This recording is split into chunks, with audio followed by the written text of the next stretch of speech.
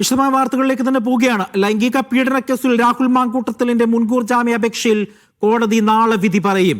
നാളെ തുടർവാദം കേട്ട ശേഷമായിരിക്കും വിധി പറയുക. ഗർഭചിത്രം നടത്തിയതിനുള്ള തെളിവുണ്ട് എന്നും അറസ്റ്റ് ചെയ്ത് ചോദ്യം ചെയ്യണമെന്നും പ്രോസിക്യൂഷൻ ആവശ്യപ്പെട്ടു.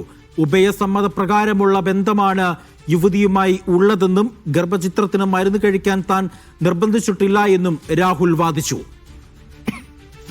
സിജോ വി ജോൺ ഉണ്ട് വിവരങ്ങൾ നൽകാനായി. സിജോ, ഏത് തരത്തിലുള്ള ഒരു വാദമായിരുന്നു പ്രതിഭാഗത്തിന്റെയും ഒപ്പം പ്രോസിക്യൂഷന്റെ ഭാഗത്ത് നിന്നും ഉണ്ടായത്? വിശദാംശങ്ങൾ.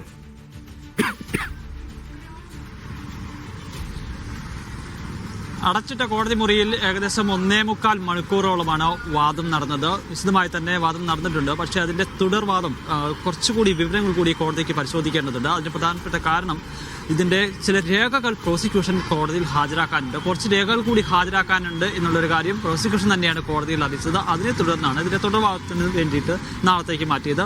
നാളെ ഇത് പൂർത്തിയാക്കി നാളെയോട് തന്നെ വിധി ഉണ്ടാവുമെന്നാണ് പ്രതീക്ഷിക്കപ്പെടുകയും ചെയ്യുന്നത്. എന്തായാലും വളരെ വിശദമായി തന്നെ ഇതിൽ വാദപ്രതിവാദങ്ങൾ നടന്നു എന്നുള്ളത് തന്നെയാണ് നമുക്ക് മനസ്സിലാക്കാൻ സാധിക്കുന്നത്. ഈ സാക്ഷിമൊഴികൾ, അതോടൊപ്പം തന്നെ ഇരയാക്കപ്പെട്ടിരിക്കുന്ന അതിജീവതയുടെ മൊഴി, ഇതിനെ സാധൂകരിക്കുന്ന മറ്റ് ഡിജിറ്റൽ തെളിവുകൾ ഉൾപ്പെടെയാണ് ഹാജരാക്കുകയും ചെയ്തിരുന്നത്. അത് കോടതി പ്രത്യേകം പരിശോധിക്കുകയും ചെയ്തിട്ടുണ്ട്. എന്തായാലും രാഹുൽ മാങ്കൂട്ടത്തിൽ പറഞ്ഞിരുന്നത് ഈ യുവതിയുമായി ഉഭയസമ്മതപ്രകാരമുള്ള ബന്ധം മാത്രമാണ് ഉള്ളത്. താൻ അവരെ ബലാത്സംഗം ചെയ്തിട്ടില്ല. അത് മാത്രമല്ല, ഇവർക്ക് അബോർഷൻ ചെയ്യുന്നതിന് വേണ്ടിയിട്ട് താൻ ഒരു തരത്തിലും നിർബന്ധിച്ചിട്ടില്ല. അബോർഷൻ തീരുമാനമെടുത്തത് യുവതി തന്നെയാണ്. ഇതിനുവേണ്ടി മരുന്ന് എത്തിച്ചു കൊടുക്കാൻ വേണ്ടി യുവതി ആവശ്യപ്പെടുകയും ചെയ്തിരുന്നുവെന്നാണ് രാഹുൽ മാങ്കൂട്ടത്തിന് വേണ്ടി അഭിഭാഷകൻ കോടതിയിൽ വ്യക്തമാക്കിയിരിക്കുന്നത്.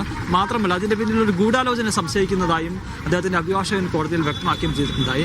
കാരണം ഇത്തരത്തിലൊരു പരാതി വരികയാണെന്നുണ്ടെങ്കിൽ സ്വാഭാവികമായും അത്തരത്തിൽ യുവതിയെ അത് പോലീസ് സ്റ്റേഷനിലാണ് ആദ്യം ഹാജരാക്കേണ്ടത്. പക്ഷേ അത് മുഖ്യമന്ത്രിക്ക് ആദ്യം നേരിട്ട് കൊടുക്കുന്നു. അതിനുശേഷം DGPക്ക് കൈമാറുന്നു. പിന്നീട് അത് പ്രത്യേക അന്വേഷണ സംഘത്തിന് കൈമാറുകയാണ് ചെയ്തത്. ഇതിൽ തന്നെ ഒരു ഗൂഢാലോചനയുണ്ടെന്ന് അദ്ദേഹത്തിന് വേണ്ടി അഭിഭാഷകൻ കോടതിയിൽ വ്യക്തമാക്കുകയും ചെയ്തു. നേരത്തെ ഇതുമായി ബന്ധപ്പെട്ട ഒരു പരാതി കോടതിയിൽ ഇതുമായി ബന്ധപ്പെട്ട് ഒരു പരാതി ഈ യുവതി പോലീസ് സ്റ്റേഷനിൽ നൽകുകയും ചെയ്തിരുന്നു. ആ ഘട്ടത്തിലൊന്നും ഇത്തരത്തിൽ അതൊരു ഗാർഹിക പീഡന പരാതി എന്ന നിലയിലാണ് ഉപദ്രവിച്ചു എന്ന രീതിയിലാണ് ഒരു പരാതി നൽകുന്നത്. ആ ഘട്ടത്തിലൊന്നും ഇത്തരത്തിൽ ബലാത്സംഗം ചെയ്തുവെന്നോ അല്ലെങ്കിൽ ഗർഭചിത്രത്തിന് നിർബന്ധിച്ചുവെന്നോ പോലീസിനോട് പറഞ്ഞില്ല. അതിനുശേഷം ഏകദേശം 2 മാസങ്ങൾക്ക് ശേഷമാണ് ഇത്തരത്തിലൊരു പരാതിയുമായി വീണ്ടും വരുന്നത്. അതിന് പിന്നിൽ ഗൂഢാലോചനയുണ്ട് എന്നുള്ളൊരു കാര്യമാണ് രാഹുൽ മാങ്കൂട്ടത്തിന് വേണ്ടി അഭിഭാഷകൻ കോടതിയിൽ ചൂണ്ടിക്കാണിക്കുകയും ചെയ്തത്. എന്നാൽ ഇതിനെ ശക്തമായി എതിർക്കുകയാണ് പ്രോസിക്യൂഷൻ ചെയ്തത്. കാരണം ഡിജിറ്റൽ തെളിവുകൾ ഉൾപ്പെടെയുണ്ട്. രാഹുൽ മാങ്കൂട്ടത്തിൽ യുവതിയോട് ഗർഭചിത്രത്തിന് നിർബന്ധിക്കുന്ന ഓഡിയോ ഉണ്ട്. അതോടൊപ്പം തന്നെ ഇവര് ചികിത്സ തേടിയതിൻ്റെ രേഖകളുണ്ട്. യുവതി അബോർഷന് ശേഷം ഗുരുതരമായ ആരോഗ്യ പ്രശ്നങ്ങൾ നേരിട്ടിരുന്നു. അതിനുശേഷം ആശുപത്രിയിൽ ചികിത്സ തേടുകയും ചെയ്തു. ഇത് ശരിയാണെന്ന് തെളിയിക്കുന്ന മൊഴികൾ ഡോക്ടർമാരുടെ ഭാഗത്ത് ഉണ്ട് എന്നുള്ളൊരു കാര്യമാണ് ഇത് പ്രോസിക്യൂഷൻ കോടതിയിൽ വ്യക്തമാക്കുകയും ചെയ്തത്. അതോടൊപ്പം തന്നെ മറ്റൊരു പ്രധാനപ്പെട്ട കാര്യം എന്ന് പറയുന്നത്, ഈ കേസെടുത്തതിന് പിന്നാലെ രാഹുൽ മാങ്കൂട്ടത്തിൽ ഒളിവിൽ പോയിരിക്കുകയാണ്. രാഹുലിനെ തേടി പോലീസ് സംഘം പലയിടങ്ങളിൽ പരിശോധന നടത്തി. പക്ഷേ ഇപ്പോഴും പിടികൂടാൻ സാധിച്ചിട്ടില്ല. അതുകൊണ്ട് ഇപ്പോഴത്തെ ഇത്തരത്തിലുള്ള ഒരു വ്യക്തിക്ക് ജാമ്യം അനുവദിച്ചാൽ ഈ അന്വേഷണത്തിനോടുമായി ഇയാളെ സഹകരിക്കാൻ യാതൊരു സാധ്യതയുമില്ല.